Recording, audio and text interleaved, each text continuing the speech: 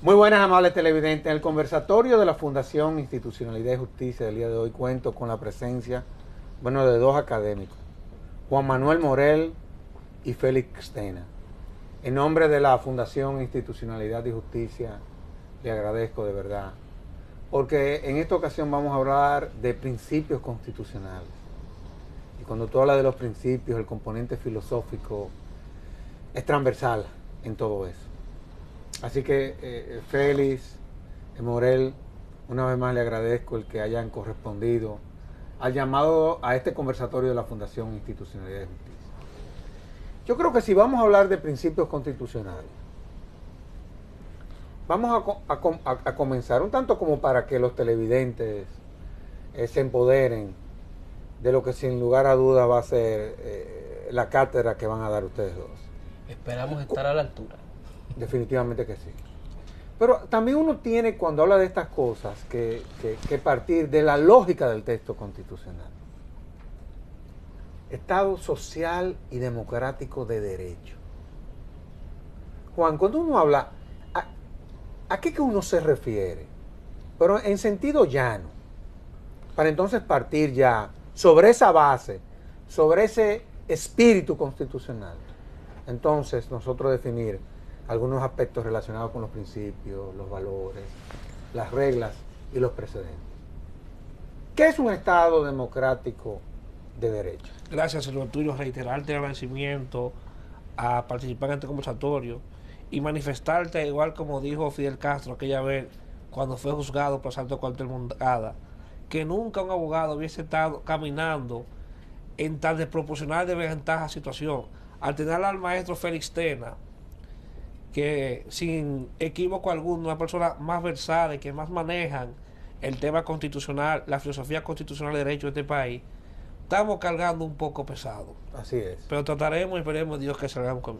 Cuando hablamos del Estado Social Democrático de Derecho, estamos hablando de un Estado donde la ciudadanía se debe garantizar el bienestar social y el respeto a la dignidad humana, además que las garantías, derechos y deberes estén aseguradas y tuteladas por parte del sujeto que está bajo la responsabilidad de garantizar, preservar, proteger y difundir los derechos humanos y fundamentales, en este caso el Estado. El Estado Social Democrático de Derecho no es un modelo que viene de ahora, surge después de la Segunda Guerra Mundial con Keynes y el Estado del Bienestar. Así diferentes países dentro del sistema continental han ido asumiendo esta práctica sobre el Estado Social Democrático de Derecho, que sin lugar a dudas es lo que busca el bienestar social del individuo y el respeto de sus derechos. Ahora, cuando uno habla, por ejemplo, de principios, no quiero meterme en reglas aún, pero sí principios y valores constitucionales en ese Estado democrático de derecho.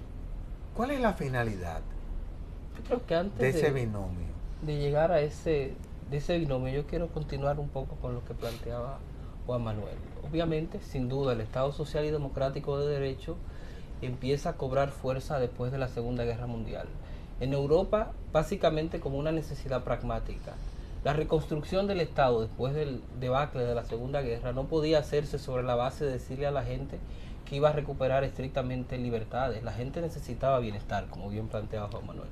Entonces el Estado Social y Democrático de Derecho pone el énfasis en reconfigurar los derechos, no solo de la perspectiva de la individualidad, sino también de la perspectiva social, la perspectiva de que los seres humanos somos entes que nos relacionamos, y se pone el acento en la colectividad y también en crear esas condiciones mínimas de vida que garanticen que la persona, además de las libertades, tenga un estándar de dignidad, digamos, que les pueda ser asegurada. De ahí que hay países como Alemania en los que se habla hoy del llamado mínimo vital, que es aquellas garantías, aquellos derechos sociales que configuran esa parte donde el individuo tiene que tener para poder considerarse que lleva una vida más o menos digna. Ahora, déjame preguntarte algo, porque no hay duda de que cuando uno habla de un Estado social y democrático de derecho, evidentemente que eso ni se escribe ni se dice, se construye. Los modelos políticos, por ejemplo, sobre todo en América Latina, contribuyen a uno real y efectivamente construir ese Estado social y democrático de derecho. Me refiero sobre todo a ese modelo clientelar, es decir, que propicia mucho la miseria y la ignorancia. ¿Cómo real y efectivamente sobre la base de ese modelo construir ese Estado? Mira, antes de que Juan Manuel, que quizás vaya a entrar en una respuesta un poco cortante, yo voy a decir que esa es una de las discusiones más complicadas, no solo en América Latina, sino a nivel mundial sobre el Estado social. ¿Por qué? Porque el Estado social de derecho, como demanda ciertas actividades prestacionales del Estado, claro, requiere de una cierta plataforma de gobierno que es más compleja, el Estado se engrandece en cuanto a su burocracia. Y eso lleva a que se conviertan ciertos espacios que están ajenos a mecanismos de control. Autores como Ferrajoli, por ejemplo, advierten que uno de los riesgos del Estado social es que justamente no contamos con mecanismos institucionales para poder controlar esa amalgama de burocracia administrativa que lo conforma. Y si eso es un problema en los estados centrales, en los países periféricos como los que hay en América Latina, esto se duplica justamente por el fenómeno del clientelismo. Y obviamente el reto del Estado social es crear condiciones de vida digna, crear condiciones de garantía de derechos sociales, pero sin que las personas se conviertan en meros clientes de un sistema político, sino en verdaderos ciudadanos.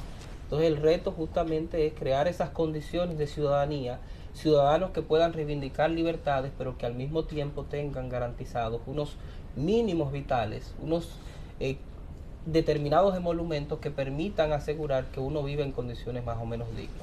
Tú trabajas mucho el tema de los derechos fundamentales. A diario estás permanentemente en un tribunal tratando de ver de qué forma se le pueden garantizar derechos fundamentales a los ciudadanos. Y ciertamente en materia de derechos fundamentales nosotros somos débiles todavía, muy débiles. ¿Qué posibilidad hay? O sea, tú ves real y efectivamente, por lo menos antes de llegar a la curva, que en la República Dominicana se comiencen a dar los pasos como para poder construir un Estado de esa naturaleza? Te pregunto. Fíjate, el problema de nosotros como país, como conglomerado social y humano, viene de cuando el padre Villini. Ese asistencialismo, ese Estado reformista, o sea, el Estado de reforma que acondiciona, acomoda al ciudadano a vivir bien dentro de su miseria y no le crea las facilidades para superarse y realmente alcanzar lo que es el bienestar. Y también subordina la democracia al clientelismo. Yo te pago, tú me legitimas a través de la democracia representativa.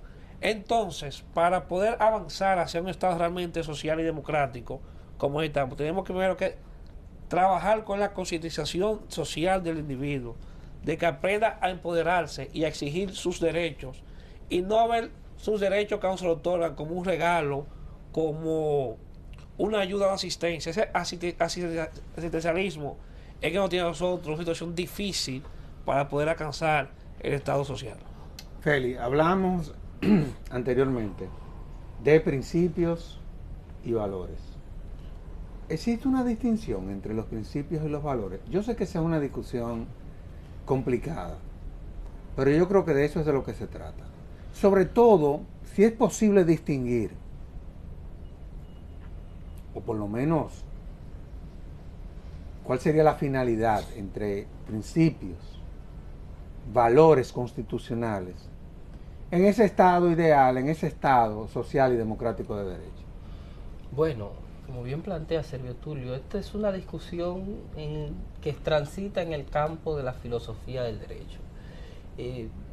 Hay muchos autores que tienden a generar esta diferenciación entre valores y principios sobre la base de señalar que los valores, por ejemplo, tienen una dimensión básicamente axiológica, que remite a la idea de un deber ser, de lo que es mejor, digámoslo así, mientras que los principios tienen un valor normativo y su deber ser es deontológico, digamos, remite a lo que es debido. Entonces esta distinción entre lo que es debido y lo que es mejor, autores como Robert Alexis configuran que es la distinción entre una cosa y otra. El problema es que el Estado social y democrático de derecho en la plasmación que se hace del mismo en los textos constitucionales, tienden a convivir de manera armónica principios y valores.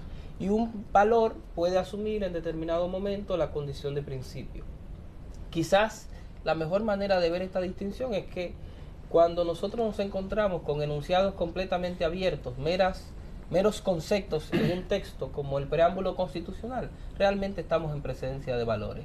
Cuando esas disposiciones ya aparecen mínimamente concretizadas, pero sin causales de aplicación claras, como, qué sé yo, en la forma de un derecho fundamental, podemos estar frente a un principio. Por ejemplo, la igualdad es un valor, pero la igualdad también es un principio en la Constitución, Claro, claro. en el artículo 39, al mismo tiempo que se erige en un derecho fundamental.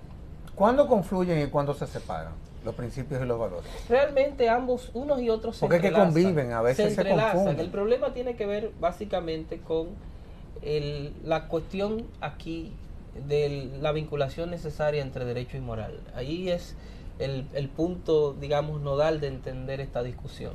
La discusión de principios y valores necesariamente es posible si uno asume la idea de que el derecho tiene una conexión necesaria con la moral. No con la moral individual, sino con una cierta moral objetiva, crítica, en el sentido de autores como Ronald Dworkin, y que de alguna manera uno puede irla descubriendo a partir de la dinámica del propio ordenamiento jurídico. Sin embargo, tú planteas cosas muy complicadas. Por ejemplo, tú estás hablando de derecho y moral. Muchas veces el derecho lo que procura es convencer al otro. Y la moral, como parte de o uno de los ejes centrales del componente filosófico, lo que procura es decir la verdad muchas veces. Oye, no es fácil ese debate, ¿eh? No es fácil. Es un tanto como medio confuso a veces. ¿Te pasa eso a veces a ti? Suele ocurrir, pero digamos, para ponerlo en términos simples, si se quiere, con relación a algunos autores. La cuestión básica es que el derecho, como instrumento que nos ayuda a asegurar la convivencia, es de alguna manera limitado. O sea, el derecho tiene unos límites naturales en los cánones que nosotros le vamos planteando. Luego, cuando el derecho se acaba, necesariamente tenemos que acudir entonces a esos valores, que aunque puedan estar enunciados dentro del mismo ordenamiento jurídico, su contenido no es posible deducirlo sin una teoría moral. El tema es, o el gran reto es que cuando uno es jurista, no puede invocar o tratar de darle contenido a esos valores desde nuestra propia perspectiva, sino tratar de encontrar cuáles son los valores que están detrás del ordenamiento jurídico en el que uno trabaja. El Estado social y democrático de derecho tiene determinados valores de sustento: la dignidad humana, la igualdad, la solidaridad. Por lo tanto, Oye, la solidaridad, que no es un acto de misericordia, No. es un acto de justicia, ¿eh? Claro, entonces cuando se trata de encontrar el sentido de esos valores, necesariamente hay que buscarlo en la lógica de ese modelo de Estado. Si tuviésemos un Estado liberal, bueno, el Estado liberal tiene otros valores y otra lógica. Ahora, ¿cuál es la distinción entre principios y reglas? Fíjate, Para ir aterrizando, porque es que vamos a terminar cayendo en las reglas. los principios, Porque los principios después terminan siendo las como reglas. decía el profesor Félix, buscan optimizar la situación. Y las reglas tienen un cumplimiento de se cumple o no se cumple. Por ejemplo, la no discriminación o la libertad de culto es una norma, una regla. Entonces, si en determinados recintos carcelarios se dispone que los militantes de cierta religión se congreguen ellos en una parte del recinto, es una regla que tenemos entonces ahí. Entonces, ¿dónde está la diferencia? En que los principios no son de cumplimiento absoluto, más las reglas sí. Pero también, partiendo del tema de los principios, aparte de los principios constitucionales, existen los principios procesales, que son aquellos que rigen el proceso y llevan una subdivisión en principios cardinales y principios específicos. Porque el proceso judicial debemos verlo como un árbol de mango. Las raíces vienen siendo los principios, el tronco, el debido proceso, las ramas son los diferentes tipos de procedimientos: civil, penal, administrativo, constitucional, y los frutos ya es el resultado que se tiene al terminar de ejercer lo que es el derecho a acceso a justicia. Cuando uno habla de principios y vuelvo a los principios y a los valores, Félix. Los principios muchas veces se refieren, digamos que, a el deber ser jurídico. Y los valores muchas veces se refieren al deber ser moral.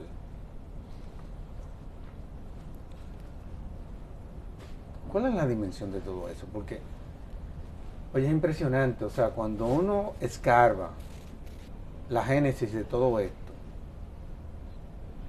no es fácil, ¿eh? No es fácil. Bueno, quizás, Sergio, la cuestión radica en que, como toda dimensión filosófica, uno va a encontrar múltiples perspectivas de entender esta discusión. A mí me gusta asumir la idea de que en el fondo de lo que se trata es de asumir o de entender que el derecho tiene determinados presupuestos valorativos que tienen que ser garantizados en el marco de la concepción ideológica que sustente determinado modelo de Estado. Y esos valores, cuando se institucionalizan dentro de normas jurídicas, adquieren el estatus de principios. Obviamente, cuando uno tiene un principio jurídico, es posible rastrear cuál es el valor que está detrás de este principio.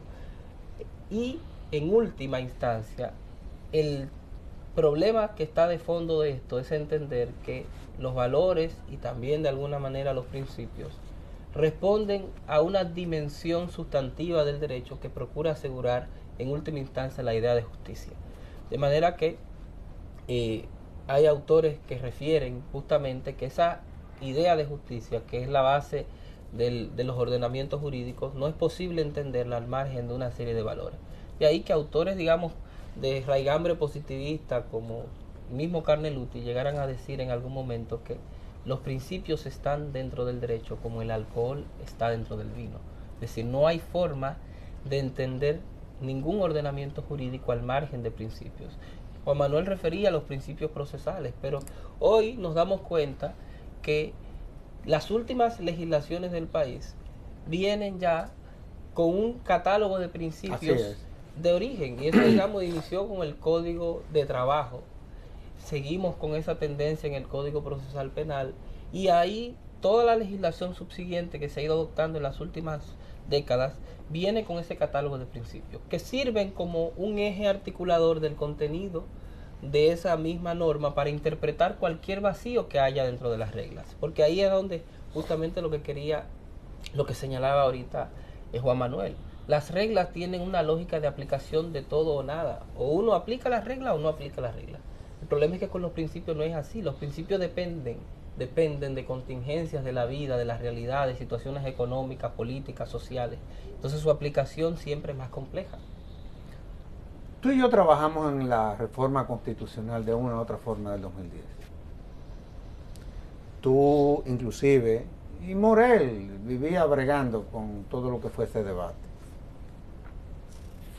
Y obviamente uno tuvo que entender cómo las constituciones se construyen, que hay una parte dogmática constitucional y que hay otra parte orgánica de la Constitución. Y la pregunta va en la siguiente dirección. ¿Cómo poder equilibrar los principios en esa parte orgánica, o esa parte dogmática, con la parte orgánica del texto constitucional? ¿Cómo uno poder equilibrar eso? Le pregunto.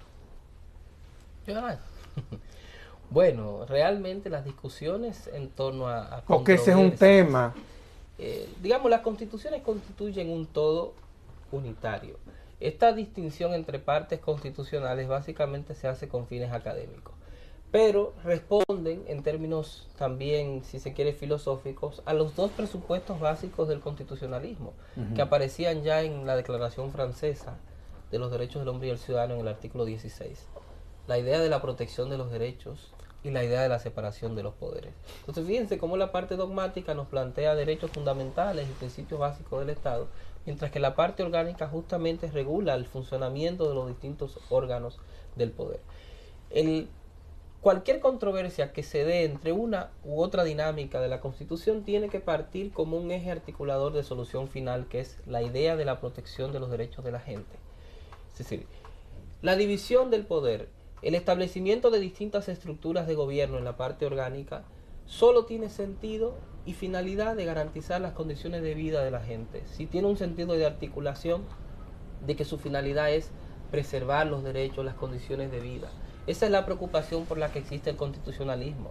Es decir, la separación de los poderes no es una herramienta que tiene un fin en sí mismo. El poder no se separa porque sí, el poder se separa con una cuestión. Y por eso la parte orgánica estructura estas distintas instituciones del Estado, los poderes tradicionales, ejecutivo, legislativo, judicial, órganos extrapoderes, tribunal constitucional, defensor del pueblo, cámara de cuentas, junta central electoral.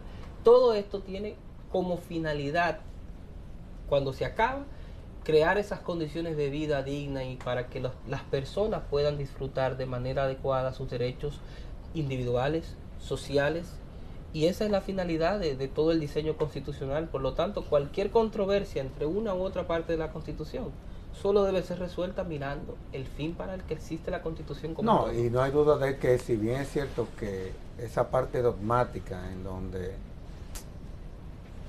de una u otra forma se concentran todos esos derechos, no hay duda de que el constituyente sabe, y en esa parte orgánico crea las instituciones que lo van a garantizar también.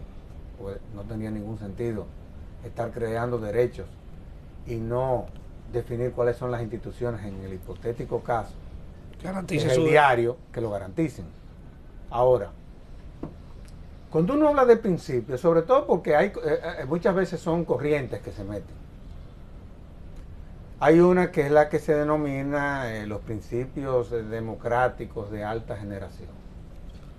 Yo realmente, yo no sé si ustedes manejan el tema, pero ¿a qué que se refiere, por ejemplo? Porque es una corriente que está invadiendo a toda América Latina y nosotros de una u otra forma tampoco somos la excepción.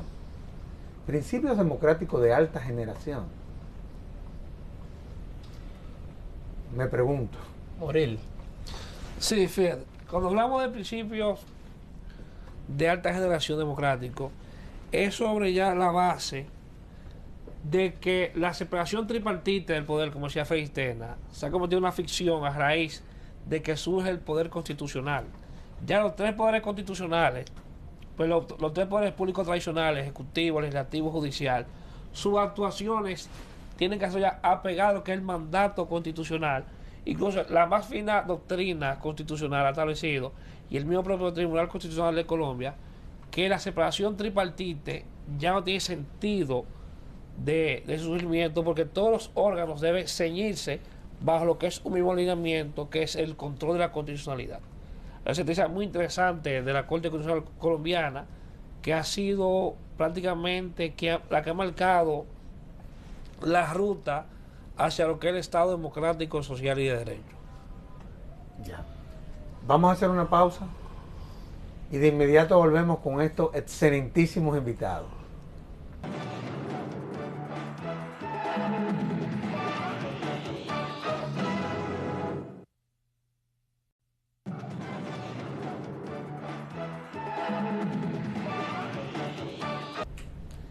Digo, Félix, yo tampoco quiero generar un debate que nos vaya a llevar lo que nos queda de programa en el bendito tema tripartito, ¿verdad?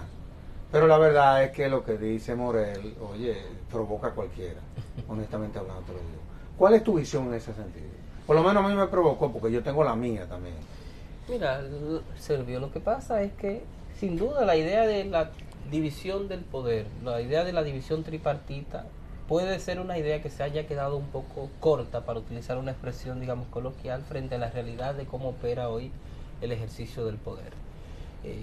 Porque al lado de esos tres poderes tradicionales, la mayoría de los textos constitucionales han ido creando una serie de órganos del Estado que operan por fuera, con una serie de potestades que sin duda vienen a competir de alguna manera, o vienen a compartir esa soberanía de poder, el ejercicio del poder, con los tradicionales poderes del Estado.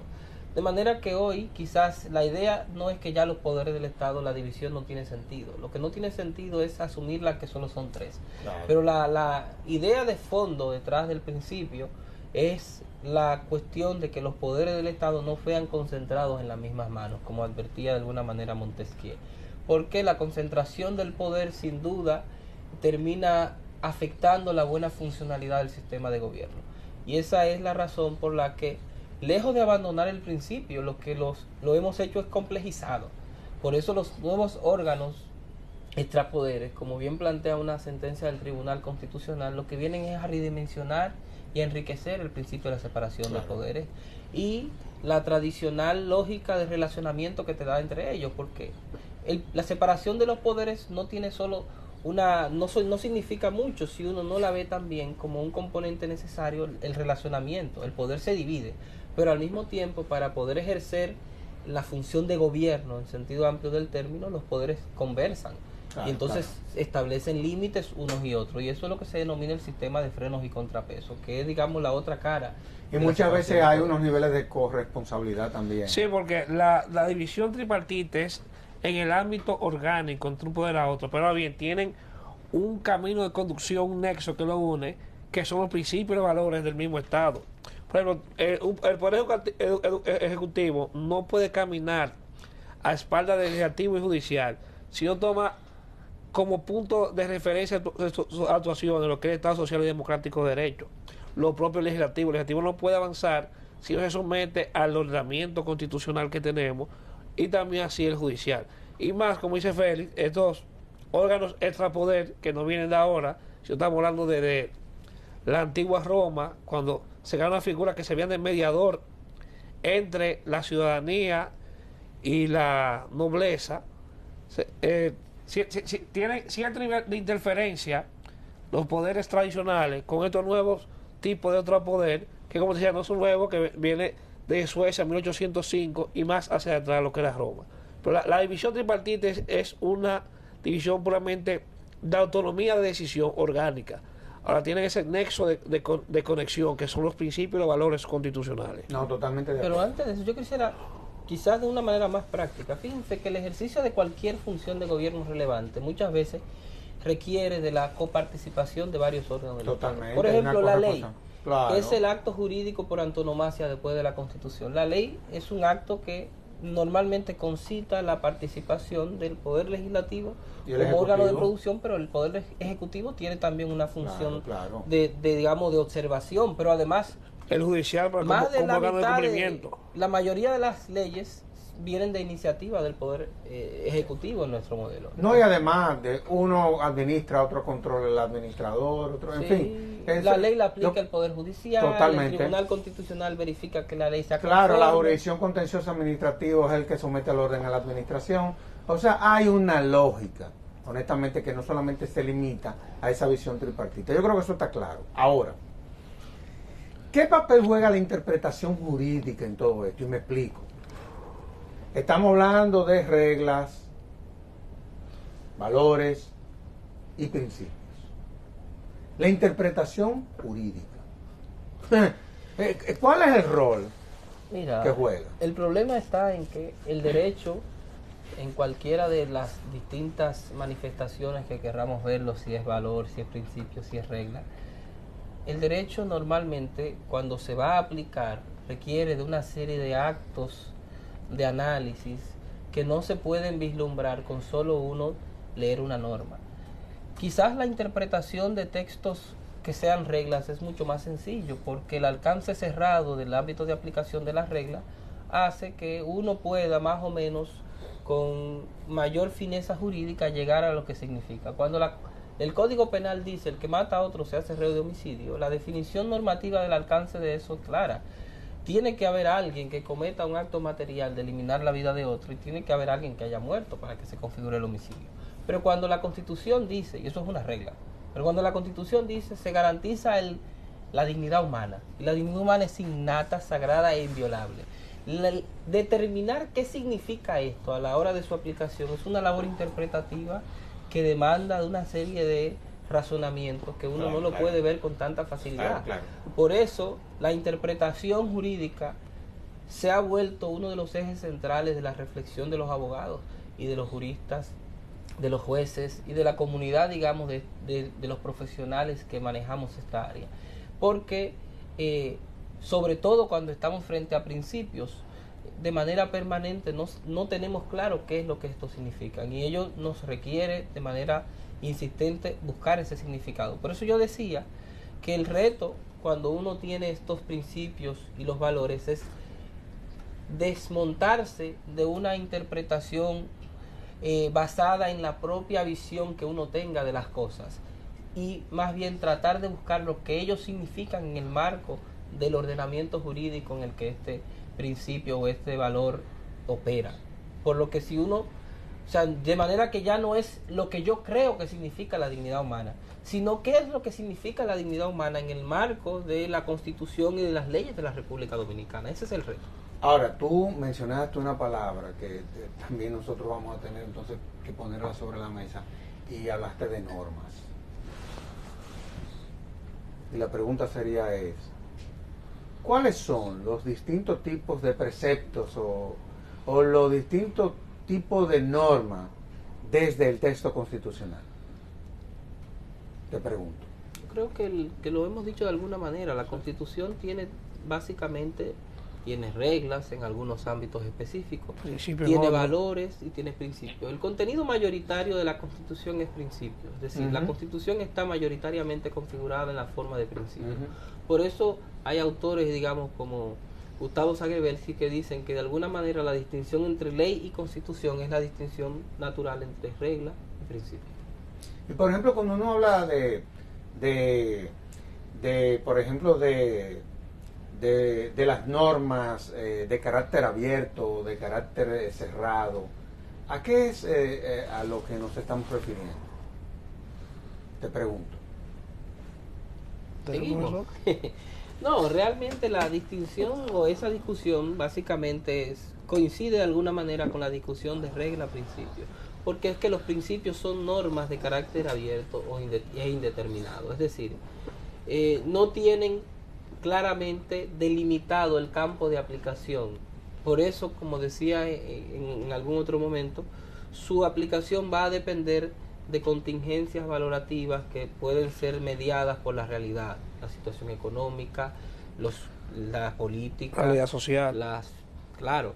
Entonces, digamos, eso es por el carácter indeterminado que estos comportan. De ahí que, como bien decía ahorita Juan Manuel, digamos, tomándole prestado una expresión a Alexis, los principios son mandatos de optimización, mientras que las reglas son cerradas. Entonces su aplicación viene básicamente mediada por unos extremos que son claramente identificables, y eso no ocurre con un principio. Uno no sabe dónde se acaba la dignidad humana y dónde empieza. Así es. Pero uno sí sabe que a los 18 años se puede votar, y tú tienes 18 años, vota.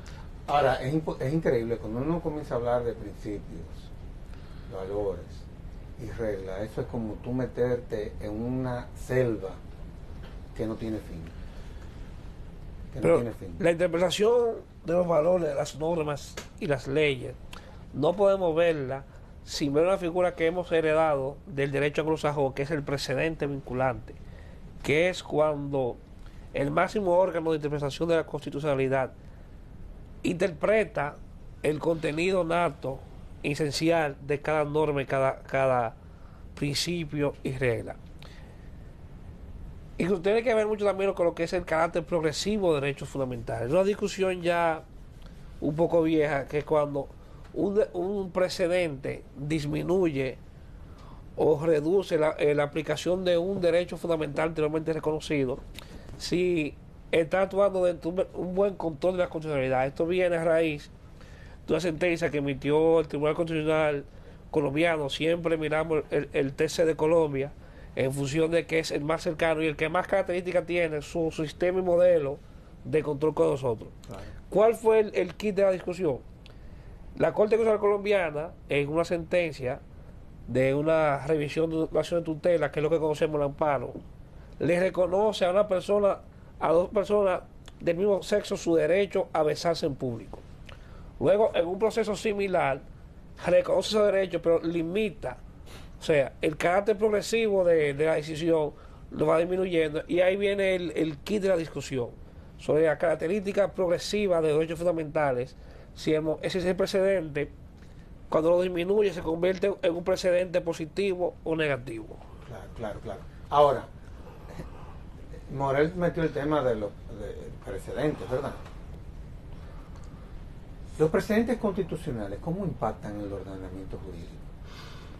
Te pregunto yo. Bueno, realmente para entender de entrada el problema del precedente es bueno señalar que el precedente, como bien decía Morel, es una institución que en principio es ajena a nuestra tradición jurídica. Es decir, eso es una figura que se fue desarrollando en el derecho del common law, claro, en esa familia jurídica, en el que el derecho básicamente se construye a partir de las situaciones jurídicas que van resolviendo los tribunales. Y entonces el precedente viene a constituirse en esas reglas jurídicas, en esas reglas que van siendo determinadas por los tribunales en el ámbito de su aplicación, y que cuando son fijadas por el máximo órgano jurisdiccional del sistema, adquieren algún nivel de estabilidad y se convierten en normas de aplicación general. Cuando nosotros lo importamos a los modelos, digamos, de derecho continental romano-germánico, del cual la República Dominicana se adscribe, lo hacemos a través del Tribunal Constitucional. Es decir, entonces, estos tribunales constitucionales vienen dotados de esta característica de poder emitir precedentes que vinculan. Y esto altera, obviamente, el sistema jurídico, porque nosotros que a las sentencias le dábamos un rol meramente secundario como fuente de derecho, ahora nos encontramos con que hay sentencias, las constitucionales, que tienen un valor jurídico que incluso puede estar situado por encima de la ley. Un sistema, digamos, un valor que dependiendo de lo que se interprete puede ser de carácter supralegal. Y entonces el propio legislador se encuentra subordinado a esos criterios jurídicos que va definiendo en torno a la interpretación de la Constitución el Tribunal Constitucional. Y eso sin duda, insisto, es un cambio extraordinario en el sistema. Ahora, ello también demanda que los abogados y los operadores jurídicos tengamos que ir a las fuentes de donde se diseñó este instrumento jurídico para entender de alguna manera su aplicación. Porque el precedente no es algo que uno pueda decir, tomar una sentencia integralmente y todo lo que diga la sentencia es precedente. Es decir, el precedente tiene determinadas características y reglas que podemos hablar más adelante. No, y a eso voy. O sea, cuando tú hablas de precedente, tú tienes que tomar en cuenta su fundamento, sus características, sobre todo en el ordenamiento jurídico, en donde todo esto se va desarrollando. No solo eso, ¿no? ¿Cuál es el fundamento y las características de los benditos precedentes ante el ordenamiento jurídico? La fuente original del precedente es la sentencia, pero tú no puedes tomar todo el contenido de la sentencia para usted determinar el precedente. Me explico, la sentencia tiene varias partes, entre ellas la ratio dicendi, que es las motivaciones del tribunal, y la parte dispositiva, y un conjunto más de partes que se dividen en la sentencia. Entonces, el legislador, el órgano, la más fina doctrina, está determinado cuál es parte de esa, vamos a decir, poema jurisprudencial, que son las sentencias constitucionales, son las que forman parte del precedente. Oye, pero esto está muy profundo, ¿eh? Por ejemplo, la ratio dicendi, sí, claro, y la parte dispositiva son fuentes fundamentales. Ahora bien, hay sentencias que, aunque esa parte de la ratio dicendi se ve como una opinión del Tribunal Constitucional, del órgano, entonces se debe tomar esa parte como un lineamiento, un camino que está mandando a seguir el tribunal. Félix, características del bendito precedente. Lo primero es que, como bien plantea digamos, Juan Morel, uno tiene que sentarse en el hecho de que una sentencia tiene distintos elementos que uno puede separar. Digamos, hablamos de la ratio decidendi, el decisum o dispositivo y los obiter dicta. El asunto está en que las ratio decidendi son aquellos argumentos fundamentales que sirven de soporte a lo que se ha decidido en el dispositivo. Pero no necesariamente tiene que ser parte del precedente. No, la ratio decidendi sí. El problema es que luego los tribunales normalmente cuando deciden una cosa argumentan, digamos, hay argumentos secundarios que son complementarios, que es lo que se denomina el obiter dicta. esos argumentos no son directivos, no son parte del precedente. Entonces el gran problema de la discusión muchas veces es que cuando no se domina bien la técnica del funcionamiento de los precedentes, uno puede dar por sentado que un argumento que es meramente complementario en una sentencia sea realmente precedente. Quizás un argumento de obiter dicta tiene un valor jurídico importante como de carácter sugestivo, pero carece, digamos, de ese efecto vinculatorio general que la Constitución quiere del precedente, digamos, porque en el modelo dominicano, la Constitución dominicana dice todas las decisiones del tribunal constituyen precedente, las decisiones. Entonces uno tiene que buscar la decisión es el dispositivo. Entonces, para uno rastrear realmente de esa fundamentación de la sentencia lo que es vinculante, tiene que ver en relación a ese dispositivo y esos argumentos fundamentales o ratio decidendi que enlazan con ese dispositivo. Todo lo demás, aunque suene muy importante en una sentencia, es obiter dicta y sin duda tiene una utilidad para el futuro, puede servir incluso para utilizar una expresión del derecho comparado como doctrina jurisprudencial para los tribunales, pero no tiene el efecto imperativo de fuente de derecho, que esa es la distinción, digámoslo así. Desde el punto de vista social, ¿cuáles son los elementos que se toman en cuenta para crear precedentes? La realidad político-económica que vive la sociedad, característica del momento que se produce la decisión y el reconocimiento o negación de un derecho, son una de las partes, y sobre todo el carácter ideológico de la Corte que está decidiendo. Por eso siempre se ha dicho que el precedente se varía o por el cambio de la matrícula del tribunal o por nuevas circunstancias que provoquen el cambio del precedente.